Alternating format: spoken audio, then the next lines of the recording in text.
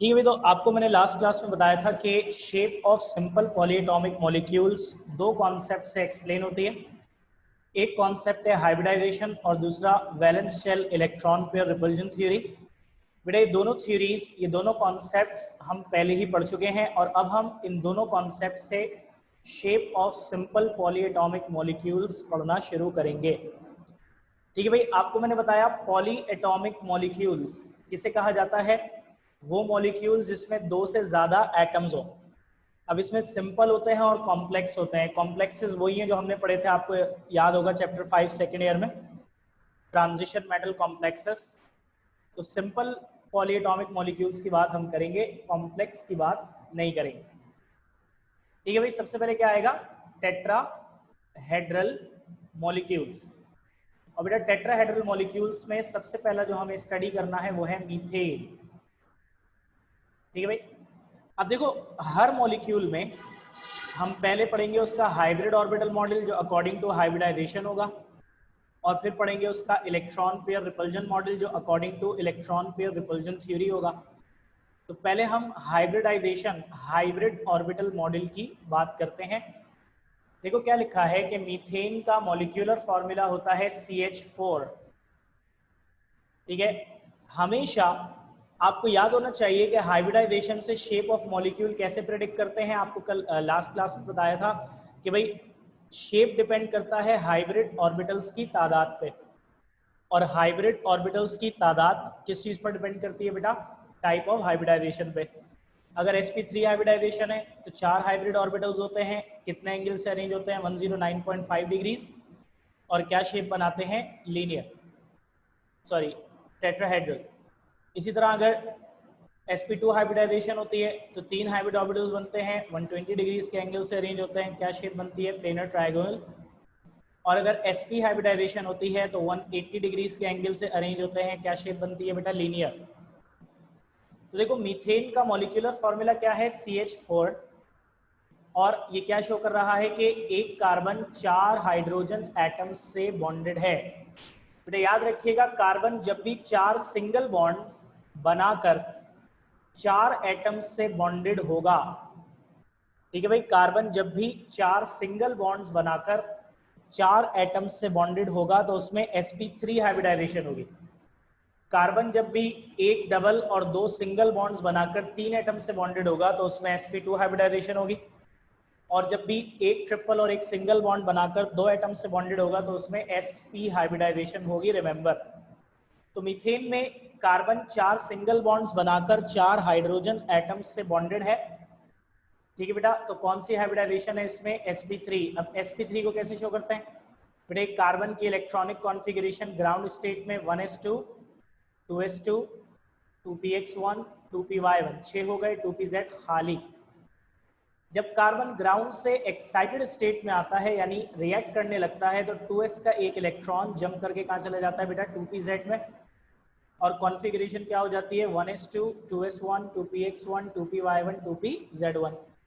अब ये S और ये तीनों P आपस में मिक्स होंगे। sp3 है ना बेटा, एक S और ये तीनों P आपस में मिक्स होंगे और 4 sp3 हाइब्रिड ऑर्बिटल्स फॉर्म करेंगे। ठीक है बेटा, देखो ये एक हाइब्रिड ऑर्बिटल, ये दूसरा, ये तीसरा, ये चौथा। बेटा एंगल इनके दरमियान होता है 109.5 डिग्रीज, और ये जो शेप बनती है क्या कहलाती है? टेट्राहेड्रल।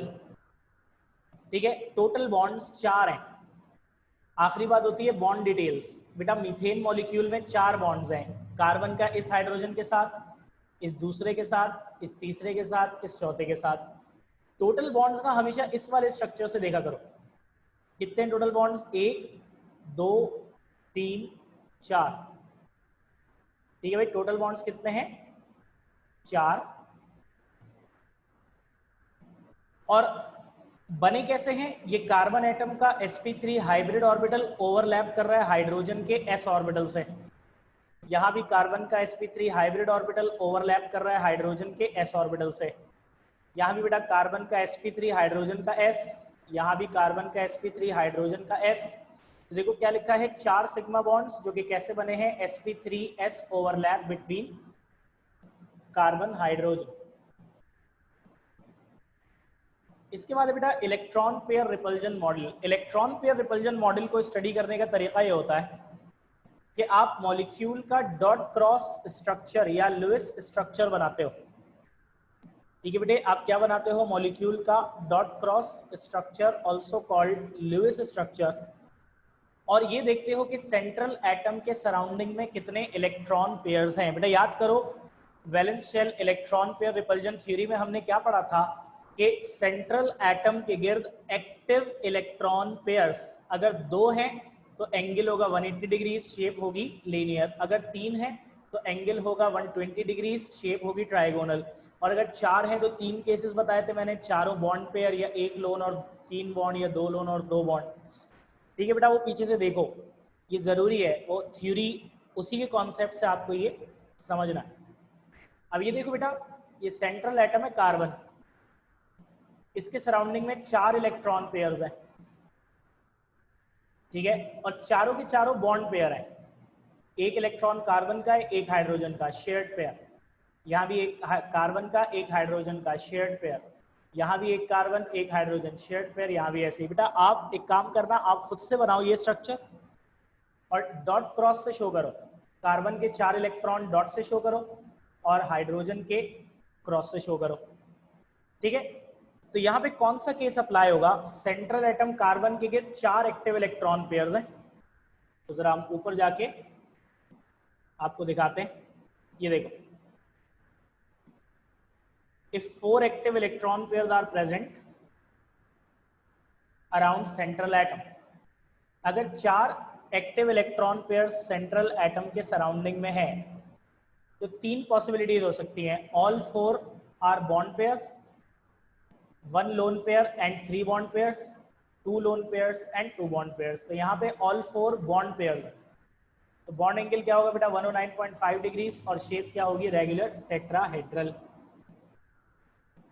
ये देखो, the central atom of methane is carbon which is surrounded by 4 active electron pairs, all of which are bond pairs. Hence the bond angle is 109.5 degrees and the shape is regular tetrahedral.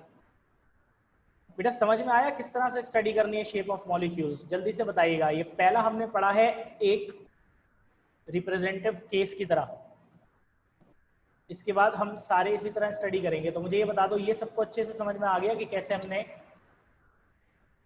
Explain किया है?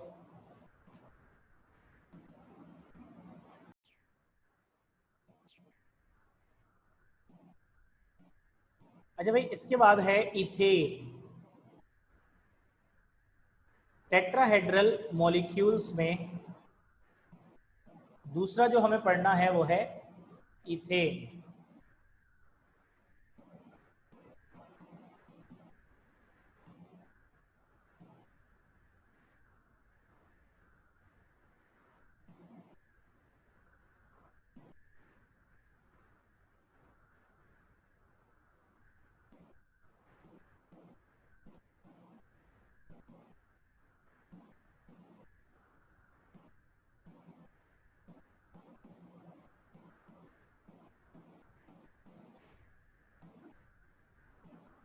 ठीक है, ethane का भी सबसे पहले हम क्या पढ़ेंगे? Hybrid orbital model. Hybrid orbital model study करने का सबसे पहला स्टेप हमेशा क्या होता है बेटा? Type of hybridization. जैसे इथेन का मॉलिक्यूलर फॉर्मूला क्या है? C2H6। ठीक है भाई, क्या है मॉलिक्यूलर फॉर्मूला इथेन का? C2H6। और इसका एक सिंपल स्ट्रक्चर मैं बेटा बनाता हूं।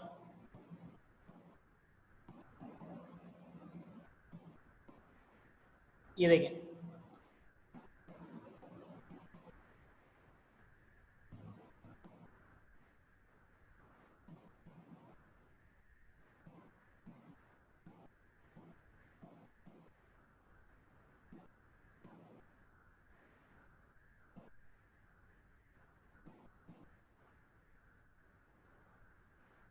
अच्छा भैया मैं स्ट्रक्चर बनाने की कोशिश कर रहा हूँ, इसका देखें।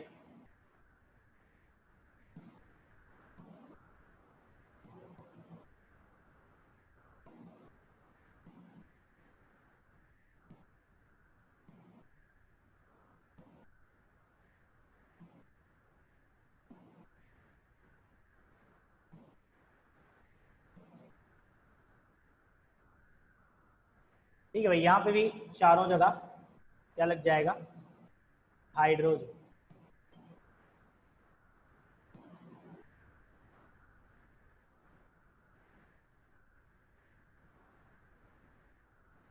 ठीक है भाई, ये सिंपल स्ट्रक्चर है इथेन का। देखो अब मैंने आपको क्या बोला था कि हाइब्रिड ऑर्बिटल मॉडल पढ़ने का तरीका ये है कि सबसे पहले आपने क्या करना होता है, सेंट्रल एटम्स में टाइप ऑफ हाइब्रिडाइजेशन देखनी है। अब सेंट्रल एटम्स कार्बन है, कैसे पता चलेगी टाइप ऑफ हाइब्रिडाइजेशन? इस कार्बन को देखो बेटा, 4 सिंगल बॉन्ड बना रहा है और 4 एटम से बॉन्डेड है, 3 हाइड्रोजन और 1 कार्बन। इस कार्बन को भी देखो बेटा, 4 सिंगल बॉन्ड बना रहा है, 4 एटम से बॉन्डेड है, 3 हाइड्रोजन और 1 carbon. Keep this in your mind कि बेटा जब दो या दो से ज्यादा सेंट्रल एटम होते हैं तो हम हर सेंट्रल एटम को अलग अलग देखते हैं। जैसे 2 कार्बन है, दोनों सेंट्रल है, तो दोनों को अलग अलग देखेंगे, ठीक है। और जब दोनों को अलग अलग देखा तो पता ये चला कि दोनों ही कार्बन 4 सिंगल बॉन्ड्स बना रहे हैं, तो दोनों ही कार्बन जो है वो sp3 हाइब्रिडाइज्ड हैं। और वही बेटा कार्बन की इलेक्ट्रॉनिक कॉन्फ़िगरेशन ग्राउंड स्टेट में 6 इलेक्ट्रॉन्स कैसे होते हैं, 1s2, 2s2, 2px1, 2py1, 2pz0। जब कार्बन ग्राउंड से एक्साइटेड स्टेट में आता है तो 2s का एक इलेक्ट्रॉन जंप करके कहाँ चला जाता है, 2pz में, और कॉन्फ़िगरेशन क्या हो जाती है बेटा, 1s2, 2s1, 2px1, 2py1, 2pz1।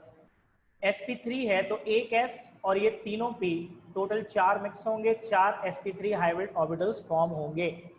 अब बेटा ये दोनों कार्बन्स में हो रहा है, याद रखना दोनों कार्बन्स sp3 हाइब्रिडाइज्ड हैं, तो दोनों कार्बन्स में 4 हाइब्रिड ऑर्बिटल्स फॉर्म होंगे, ठीक है भाई। और 4 अरेंज कैसे होंगे बेटा, देखो ये एक कार्बन है, वही बेटा टेट्राहेड्रली अरेंज हो गए 4 109.5 डिग्रीज के एंगल से। ये दूसरा कार्बन है, यहां भी 4 अरेंज हो गए 109.5 डिग्रीज के एंगल से। अब जरा देखना, इस कार्बन का ये sp3 हाइब्रिड ऑर्बिटल, इस कार्बन का ये sp3 हाइब्रिड ऑर्बिटल, ये दोनों आपस में ओवरलैप हो गए। इस तरह बेटा कार्बन कार्बन का ये वाला बॉन्ड हो गया फॉर्म, और दोनों कार्बन के पास 3 हाइब्रिड ऑर्बिटल बचे, 3 इसके पास बचे, 3 इसके पास बचे, इनके साथ ओवरलैप हो गए हाइड्रोजन एटम्स के s ऑर्बिटल्स। तो ये है इथेन का स्ट्रक्चर। बॉन्ड्स की तफसीलात पहले देखने होता है टोटल बॉन्ड्स, वो इस वाले डायग्राम से देखो, जितनी लाइनें हैं ना वो काउंट कर लो, जितनी लाइंस उतने बॉन्ड्स। गिनो जरा, 1 2 3 4 5 6 7। बेटा आपको 7 लाइन नजर आ रही है, इसका मतलब 7 टोटल बॉन्ड्स हैं। कितने सिग्मा कितने पाए, बेटा याद रखिएगा सिंगल लाइन रिप्रेजेंट करती है सिंगल बॉन्ड को, and single bond is always sigma. Double line represent करती है डबल बॉन्ड को, और डबल में एक सिग्मा एक पाई होता है। ट्रिपल लाइन रिप्रेजेंट करती है ट्रिपल बॉन्ड को, और ट्रिपल में बेटा एक सिग्मा और 2 पाई होता है। अब यहाँ पे 7 के साथ सिंगल है, तो सातों के सातों क्या है बेटा, सिग्मा बॉन्ड्स। अब 7 में से 6 एक जैसे हैं। अब ये देखो बेटा, कार्बन का sp3 ऑर्बिटल ओवरलैप कर रहा है हाइड्रोजन के 1s ऑर्बिटल से, ये एक सिग्मा बॉन्ड बना। यहाँ भी कार्बन का sp3 हाइड्रोजन का s, यहाँ भी कार्बन का sp3 हाइड्रोजन का s, यहाँ भी ऐसे ही, यहाँ भी ऐसे ही। तो बेटा 7 में से ये 6 सिग्मा बॉन्ड बिल्कुल एक जैसे हैं, क्योंकि कैसे बने हैं, by sp3s overlap between carbon and hydrogen. ये वाला थोड़ा सा अलग है, जो कि दोनों कार्बन्स के sp3 हाइब्रिड ऑर्बिटल्स के ओवरलैप से बना है। तो देखो बेटा, there are total 7 bonds in ethane, all of which are sigma. 6 sigma bonds are formed by CH between carbon hydrogen by sp3s overlap. 1 sigma bond is formed between carbon carbon by sp3 overlap. Finally बेटा ethane में carbon carbon single bond है, और single bond की bond length कितनी होती है, 1.54 angstrom, जबकि carbon hydrogen bond की बॉन्ड लेंथ हमेशा ही कितनी होती है, 1.09 एंगस्ट्रॉम। अब आ जाओ इलेक्ट्रॉन पेयर रिपल्जन मॉडल। मैंने क्या बताया था बेटा, इलेक्ट्रॉन पेयर रिपल्जन मॉडल में हमें क्या बनाना होता है, मॉलिक्यूल का लुईस स्ट्रक्चर यानी डॉट क्रॉस स्ट्रक्चर। तो बेटा देखो, ये 2 कार्बन सेंट्रल एटम है, इस कार्बन के 4 सिंगल इलेक्ट्रॉन, 3 हाइड्रोजन के सिंगल इलेक्ट्रॉन के साथ शेयर हुए हैं और एक इस कार्बन के। इस कार्बन के भी बेटा 4 सिंगल इलेक्ट्रॉन, 3 हाइड्रोजन के सिंगल इलेक्ट्रॉन के साथ शेयर हुए हैं और एक इस कार्बन के सिंगल इलेक्ट्रॉन के साथ शेयर हुआ है। अब मैंने क्या बताया था बेटा, जब 2 सेंट्रल एटम होते हैं तो दोनों को अलग अलग देखेंगे। पहले इस वाले को देखो, कितने इलेक्ट्रॉन पेयर है इसके गिर्द, 1 2 3 4। इस वाले को देखो बेटा, इसके गिर्द भी कितने हैं, 1 2 3 4। बेटा हमने एक बात अभी तक नहीं की है, सुन लो, मैं कह रहा हूं कि ये भी देखना है कि एक्टिव और इनएक्टिव। बेटा हमने थ्योरी में क्या पढ़ा था कि इनएक्टिव इलेक्ट्रॉन पेयर्स का शेप ऑफ मॉलिक्यूल बनाने में कोई किरदार नहीं होता है ना, एक्टिव गिनना है। एक्टिव इलेक्ट्रॉन पेयर 2 होंगे तो 180 डिग्रीज लीनियर, 3 होंगे तो 120 डिग्रीज ट्राइगोनल, और 4 एक्टिव इलेक्ट्रॉन पेयर होंगे तो 3 केसेस आएंगे एंड सो ऑन। बट अगर कोई इनएक्टिव इलेक्ट्रॉन पेयर है तो उसे आपने गिनना नहीं है, यानी आपको पहचान पता होनी चाहिए इनएक्टिव इलेक्ट्रॉन पेयर की। बेटा एक्टिव कौन कौन थे, सिग्मा बॉन्ड पेयर यानी सिंगल बॉन्ड और लोन पेयर। इनएक्टिव कौन था, पाई बॉन्ड पेयर। बेटा यहाँ तो सारी सिंगल बॉन्ड है ना, यानी सारे सिग्मा बॉन्ड पेयर होंगे, तो इसी वजह से सारे के सारे एक्टिव होंगे। तो इस कार्बन के गिर्द भी 4 एक्टिव इलेक्ट्रॉन पेयर, इस कार्बन के गिर्द भी 4 एक्टिव इलेक्ट्रॉन पेयर्स, और चारों के चारों सिग्मा बॉन्ड पेयर हैं। तो बॉन्ड एंगल कितना होगा, 109.5 डिग्रीज, और शेप क्या होगी, रेगुलर टेट्राहेड्रल। ये हो गया इथेन का स्ट्रक्चर। इथेन के बाद है अमोनिया। अच्छा, hybrid orbital model, hybrid orbital model carbon compounds का तो बहुत डिटेल में, कार्बन कंपाउंड्स के अलावा ज्यादा डिटेल में नहीं है। जैसे अमोनिया पढ़ना है, क्या फॉर्मूला है अमोनिया का, NH3। अच्छा, कार्बन में तो ना हम वो जो सिंपल स्ट्रक्चर बनाते थे लाइन वाला, उससे आइडिया लगा लेते थे कि कौन सी हाइब्रिडाइजेशन है। सिर्फ कार्बन जो है उसके अंदर ये सलाहियत है कि वो sp3 हाइब्रिडाइज भी हो सकता है, sp2 भी, sp भी। तो जब कार्बन कंपाउंड को पढ़ते हैं तो सबसे पहले तो हमें ये देखना होता है कि कौन सी हाइब्रिडाइजेशन है, क्योंकि कोई सी भी हो सकती है ना कार्बन में। बेटा बाकी किसी के पास ये सुपर पावर नहीं है, ये बात ध्यान में रखिएगा। बाकियों में क्या होता है कि जो भी सेंट्रल एटम है हम उसकी कॉन्फ़िगरेशन लिखते हैं और उसके वैलेंस शेल के जितने ऑर्बिटल अवेलेबल होते हैं ना वो सब मिक्स होंगे और वही हाइब्रिडाइजेशन होगी। अब अगर वैलेंस शेल में एक s और एक p अवेलेबल है तो sp ही होगी, एक s और 2 p अवेलेबल है तो sp2 ही होगी, अगर एक s और 3 p अवेलेबल है तो sp3 ही होगी। कार्बन के पास अवेलेबल तो सारे होते हैं लेकिन sp3 भी हो सकती है, sp2 भी, sp भी, बाकी किसी में ऐसा सीन नहीं। तो यहाँ सेंट्रल एटम बेटा नाइट्रोजन है। आप नाइट्रोजन की कॉन्फ़िगरेशन लिखोगे, 7 इलेक्ट्रॉन है, 1s2 2s2 2px1 2py1 2pz1। अब देखो ये वैलेंस शेल है जो बोल्ड करके लिखा हुआ है, कोफिशिएंट से पता चलता है, आप जानते हैं ये 1s है मतलब पहले शेल का s, ये 2s 2px 2py 2pz सबका कोफिशिएंट 2 है, मतलब ये दूसरे शेल के ऑर्बिटल है। तीसरे शेल के ऑर्बिटल है ही नहीं, मतलब यही वैलेंस शेल के ऑर्बिटल है। और मैंने क्या बताया था कि कार्बन कंपाउंड्स के अलावा सिर्फ आप ये देखोगे कि सेंट्रल एटम के वैलेंस शेल में कौन कौन से ऑर्बिटल्स अवेलेबल हैं। अब जब चारों अवेलेबल है तो चारों मिक्स होंगे, और चारों मिक्स होंगे तो कौन सी हाइब्रिडाइजेशन होगी बेटा, sp3, और sp3 होगी तो 4 हाइब्रिड ऑर्बिटल्स बनेंगे। बस एक ऑर्बिटल में पूरा पेयर आएगा, ये वाला, सॉरी ये वाला, और बाकी 3 में सिंगल इलेक्ट्रॉन्स। अब देखो होना क्या चाहिए, जब भी 4 sp3 हाइब्रिड ऑर्बिटल्स बनते हैं तो हमने क्या बताया था बेटा कि बॉन्ड एंगल कितना होता है, 109.5 डिग्री, शेप होती है रेगुलर टेट्राहेड्रल। लेकिन यहाँ पर एक sp3 हाइब्रिड ऑर्बिटल के अंदर देखो लोन पेयर है, ये पूरा पेयर नाइट्रोजन का ही है ना, शेयरिंग से तो नहीं बना, इसी पेयर को तो कहते हैं लोन पेयर। एटम के आखिरी शेल का वो इलेक्ट्रॉन पेयर जो शेयरिंग से नहीं बना, एटम का अपना है, ठीक है बेटा, एटम के आखिरी शेल का वो इलेक्ट्रॉन पेयर जो शेयरिंग से नहीं बना, एटम का अपना है, वही तो होता है लोन पेयर। तो ये जो इस वाले sp3 हाइब्रिड ऑर्बिटल में पेयर है, ये बेसिकली नाइट्रोजन का लोन पेयर है।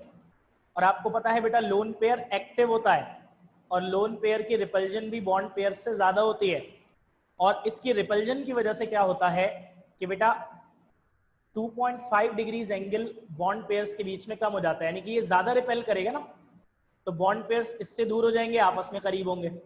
जब आपस में करीब होंगे तो उनका एंगल 2.5 डिग्रीज कम हो जाएगा, 109.5 से क्या हो जाएगा 107 डिग्रीज, और शेप भी थोड़ी चेंज होकर क्या हो जाएगी पिरामिडल। ये देखो ये है बेटा पिरामिडल शेप। तो ये लोन पेयर वाला ऑर्बिटल है, और ये सिंगल इलेक्ट्रॉन वाले ऑर्बिटल जो हाइड्रोजन के एस ऑर्बिटल्स के साथ क्या हुए हुए हैं ओवरलैप। जब यहाँ पे एंगल देखो कितना हो गया 107 डिग्रीज। अब इस लोन पेयर ने ज्यादा रिपेल किया इन बॉन्ड पेयर्स को, यानी इस बॉन्ड पेयर को भी और इस बॉन्ड पेयर को भी, जिसकी वजह से ये इससे दूर हुआ है। ये कैसी शेप बन गई बेटा पिरामिडल। असल में ये केस हाइब्रिडाइजेशन तो एक्सप्लेन करता ही नहीं है, आपको पता है ये केस कौन एक्सप्लेन करता है, इलेक्ट्रॉन पेयर रिपल्जन मॉडल। तो देखो सेंट्रल एटम नाइट्रोजन, नाइट्रोजन के आखिरी शेल में 5 इलेक्ट्रॉन होते हैं, एक पेयर लोन पेयर, 3 सिंगल। अब इस सिंगल इलेक्ट्रॉन के साथ हाइड्रोजन ने अपना सिंगल इलेक्ट्रॉन शेयर किया, बॉन्ड हो गया। ऐसे ही इस सिंगल इलेक्ट्रॉन के साथ दूसरे हाइड्रोजन ने अपना सिंगल इलेक्ट्रॉन शेयर किया, ये दूसरा हाइड्रोजन भी बॉन्ड हो गया। ऐसे बेटा इस सिंगल इलेक्ट्रॉन के साथ हाइड्रोजन ने अपना सिंगल इलेक्ट्रॉन शेयर किया, यहाँ भी हाइड्रोजन बॉन्ड हो गया। अब ये लुईस स्ट्रक्चर आ गया। सेंट्रल एटम के टोटल इलेक्ट्रॉन पेयर गिनो, 1 2 3 4, टोटल इलेक्ट्रॉन पेयर 4 है। एक्टिव कितने हैं, तो चारों एक्टिव हैं। बेटा देखो ये लोन पेयर है, लोन पेयर भी एक्टिव होता है। ये सिग्मा बॉन्ड पेयर है, नाइट्रोजन और इस हाइड्रोजन के बीच में सिंगल बॉन्ड हुआ ना, एक शेयर्ड पेयर है single bond, single is sigma, तो ये सिग्मा बॉन्ड पेयर है। ऐसे ये भी सिग्मा बॉन्ड पेयर, ये भी सिग्मा बॉन्ड पेयर। तो लोन पेयर भी एक्टिव होता है, सिग्मा बॉन्ड पेयर भी एक्टिव होता है, तो चारों के चारों एक्टिव है। और हमने क्या पढ़ा था कि जब भी सेंट्रल एटम के गिर 4 एक्टिव इलेक्ट्रॉन पेयर्स होते हैं तो 3 पॉसिबिलिटीज है। ये देखो second possibility, when there are 1 lone pair and 3 bond pairs, bond angle क्या हो जाएगा 107 डिग्रीज और शेप क्या हो जाएगी पिरामिडल। तो ये हो गया स्ट्रक्चर ऑफ अमोनिया। अमोनिया के बाद है बेटा वाटर। वाटर का फॉर्मूला H2O सब जानते हैं, ऑक्सीजन सेंट्रल एटम है। मैंने क्या बताया था कि कार्बन कंपाउंड्स के अलावा जो भी सेंट्रल एटम होता है उसकी कॉन्फ़िगरेशन लिखेंगे और ये देखेंगे कि उसके वैलेंस शेल में कितने ऑर्बिटल्स अवेलेबल हैं, और उससे डिसाइड होगी टाइप ऑफ हाइब्रिडाइजेशन, खुद से नहीं डिसाइड होगी। तो ऑक्सीजन का एटॉमिक नंबर 8 है, configuration 1s2 2s2 2px2 2py1 2pz1। अब अगर आप देखो तो इसका valence shell again second shell है, क्योंकि ये 1s है पहले शेल का s, ये 2s 2px 2py 2pz चारों का कोफिशिएंट 2 है, ये सेकंड शेल के हैं। 3 कोफिशिएंट वाला कोई है ही नहीं, इसका मतलब यही वैलेंस शेल के ऑर्बिटल है। अब वैलेंस शेल के एक s और तीनों p ऑर्बिटल अवेलेबल है तो सारे मिक्स होंगे। जब एक s और 3 p मिक्स होते हैं तो 4 हाइब्रिड ऑर्बिटल्स फॉर्म होते हैं। ठीक है बेटा, अब यहाँ 4 में से 2 में लोन पेयर होगा, एक में ये वाला लोन पेयर आएगा, एक में ये वाला लोन पेयर आएगा, और 2 में होंगे बेटा सिंगल इलेक्ट्रॉन।